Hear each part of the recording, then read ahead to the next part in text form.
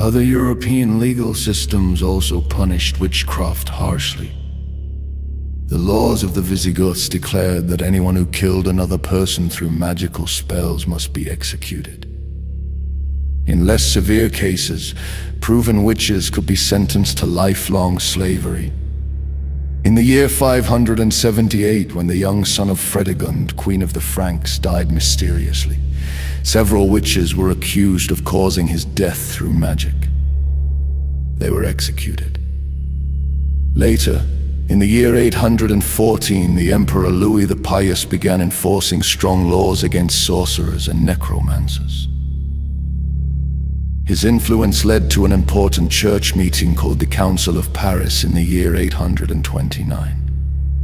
At that meeting, church leaders asked secular courts to carry out death sentences against convicted witches.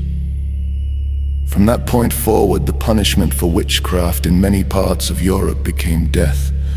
And whenever authorities seemed slow to act, frightened crowds sometimes took justice into their own hands with even more terrible consequences.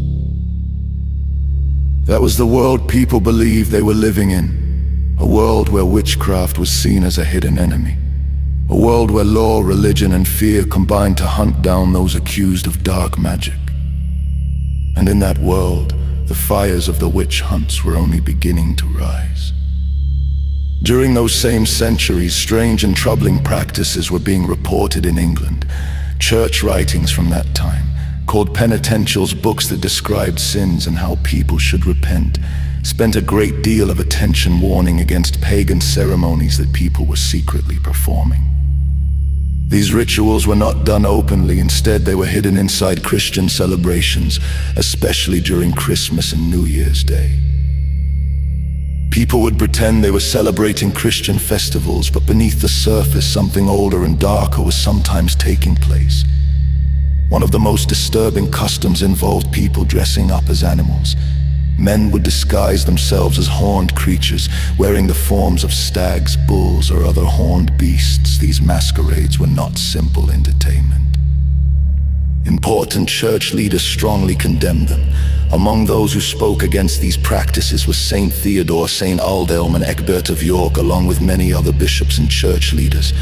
They warned that these strange disguises were closely connected with witchcraft and pagan ritual. Even earlier Saint Caesarius of Arles had spoken about the same custom. He did not describe it as harmless fun. Instead, he called it a foul tradition, an evil custom, and a most terrible abomination. Such strong words were not used lightly. The church leaders believed that beneath the foolish appearance of these masquerades, something dark and secretive might be hidden. To ordinary people watching from the outside, it might have looked like nothing more than strange costumes and noisy celebration. But the authorities believed the rituals may have carried a deeper and more disturbing meaning that was not visible on the surface. Because of fears like these, the laws of the time treated witchcraft very seriously. In England, King Athelstan, who ruled from 924 to 940, issued laws similar to those already found in parts of France. According to these laws, if someone cast a spell that caused another person's death, the punishment was the most severe penalty available: death. However, during the 11th and 12th centuries, records of witchcraft accusations in England became relatively rare. When accusations did appear, they were usually handled not by royal courts, but by church courts, also known as ecclesiastical courts. Meanwhile, further north in Scotland, the law was even more direct. Among the laws attributed to King Kenneth I of Scotland, who ruled from 844 to 860, there was a statute declaring that any sorcerer, witch, or anyone who called upon spirits for help should be burned to death. Even at that time, this punishment was not considered new. It was simply the official confirmation of a punishment that had already existed for many years. One story from Scotland illustrates how these beliefs were taken seriously.